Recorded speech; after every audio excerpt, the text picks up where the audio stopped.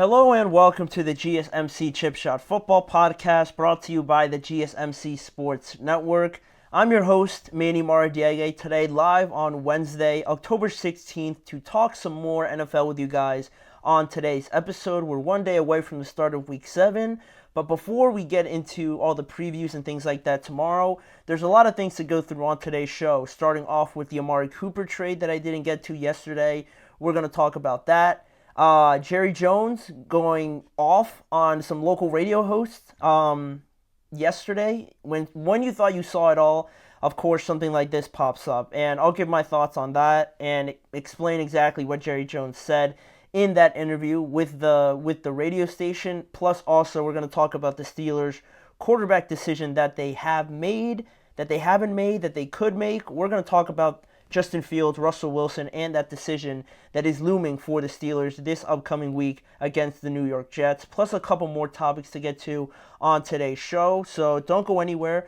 We're going to go through all of that throughout today's show. But before we get started, I want to make you guys aware that if you guys have any questions during the show, we always are glad to hear about it. We want you guys to be involved with the show, and your input is always a big part of what makes this show great, and we thrive on your energy and insights, whether it's a quick question, a thoughtful comment, or opinion you just have to share. Please don't hesitate and share it with us here on these live shows. And now, if you want to make it absolutely sure that your message stands out, and not only stands out, but gets featured on the show, there's an easy way to go about that. To be part of the show, just use the new Super Chat feature available to you guys just by clicking the $ at the bottom of the chat box to send in your Super Chat.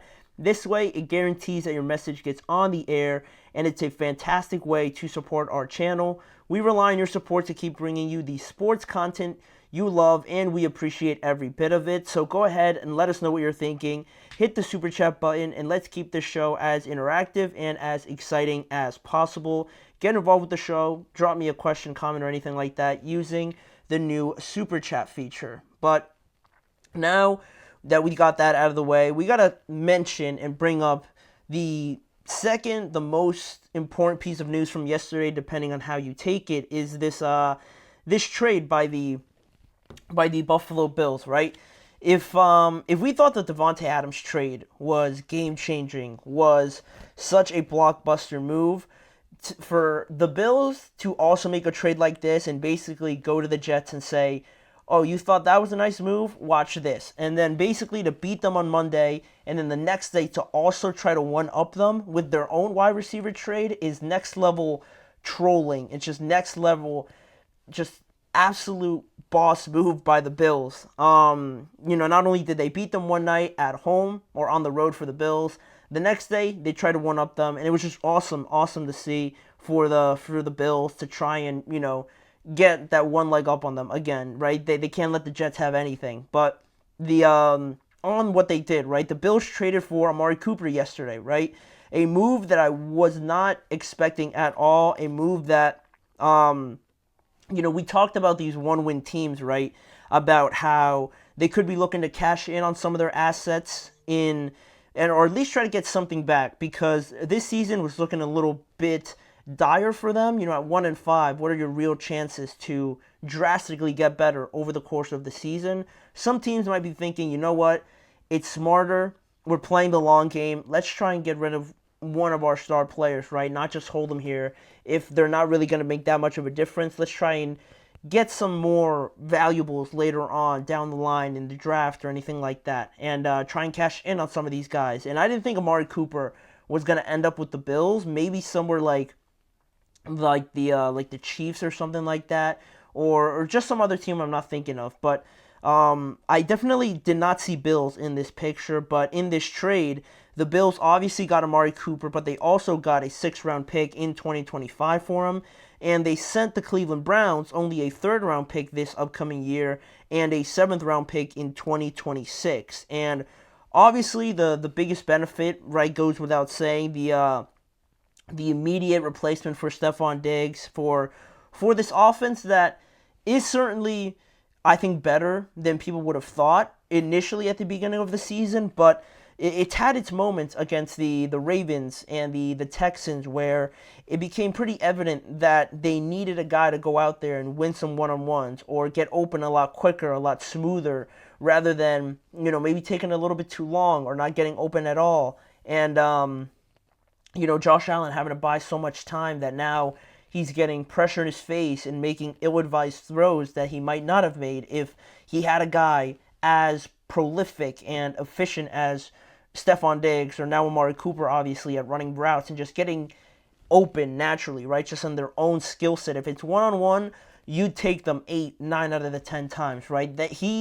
Josh being, and the Bills needed a guy like this, regardless of how well they looked. It's always necessary to have a go-to guy like this. You see it on every team, every championship team for as long as we've been watching, really. You need a guy like this, so the fact that the Bills have someone like this now immediately in Amari Cooper, right? It's not to say that Keon Coleman or Khalil Shakir couldn't have maybe improved over the year and become this guy, but I think having an answer for it right now is huge for this team, right? Because not only that, they're able to be more dynamic when their run game potentially is not working as well or they deviate away from it a little bit.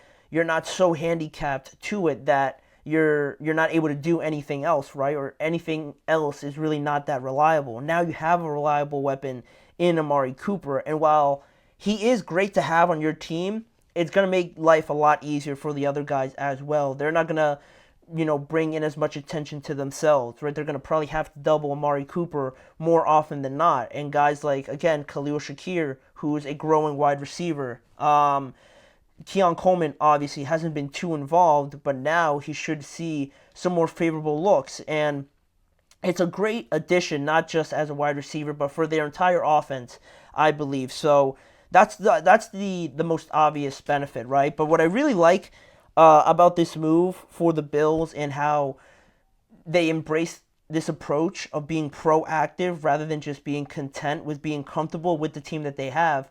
It's almost like the Houston Texans this offseason where, similar to the Bills right now, the Texans could have looked at this upcoming year, 2024, as a season where, you know what, like, we're good. We just made it to the divisional round. Our quarterback is the next big thing.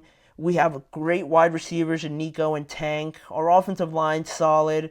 Defensively, Christian Harris, Will Anderson, they're great. Jalen Petrie, Derek Stingley, they're all good players, right? We're good. We're good in 2024. We don't need anything else. But no, they were proactive about it. They said, forget all of that. Let's go out and get Joe Mixon if we can. Let's go out and get Stephon Diggs if he's unhappy in Buffalo. Let's go get Danielle Hunter to add to this great pass rush. And now you take a good team, a very good team, and you make it Super Bowl level kind of roster, contending level team that I think you don't see a lot of teams really make that jump to be uber aggressive like that. And I love that the Texans did that, and I love that the Bills are doing a similar sort of thing, right?